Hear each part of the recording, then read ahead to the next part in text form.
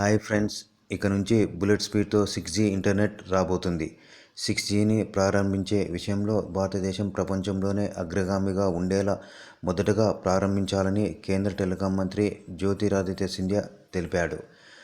5G ప్రారంభించిన తర్వాత 6G కోసం ప్లాన్ కూడా సిద్ధంగా ఉంది. ఈ విషయంలో అగ్రగామిగా ఎదగడానికి భారతదేశం 6Gని ప్రారంభించేందుకు సిద్ధమవుతుంది.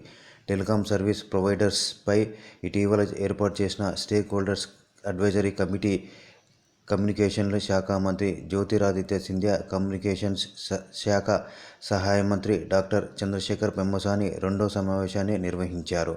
డిపార్ట్మెంట్ ఆఫ్ టెలికమ్యూనికేషన్స్, టెలికాం కంపెనీలైన జియో, ఎయిర్టెల్, వోడాఫోన్, బిఎస్ఎన్ఎల్ ప్రతినిధులతో చర్చలు జరిపింది. దీనిని గురించి వివరంగా తెలుసుకుందాం.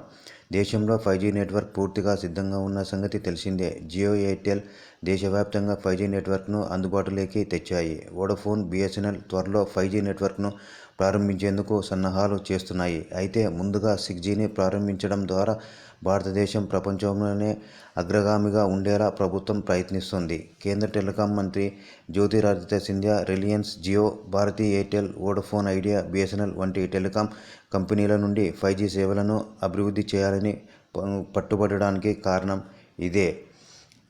భారతదేశం 6G సేవలను ప్రారంభించడం కోసం ఒక టాస్క్ ఫోర్స్ ఏర్పాటు చేశారు. తద్వారా 6G హైస్పీడ్ ఇంటర్నెట్ సర్వీస్ను అందుబాటులోకి తీసుకురావచ్చు. భారతదేశం అత్యంత వేగంగా 5Gని విడుదల చేస్తున్న దేశం. భారతదేశం 5G, 6G నెట్వర్క్ను ఫుల్ ప్రూఫ్గా చేయడానికి ప్రభుత్వం ప్రయత్నిస్తుంది. అలాగే సర్వీస్ సాంకేతికతను ఇందులో ఉపయోగించాలి. అందుకే 6G సెమీకండక్టర్లు దేశీయంగానే తయారు చేయాలని భారత్ తెలిపింది.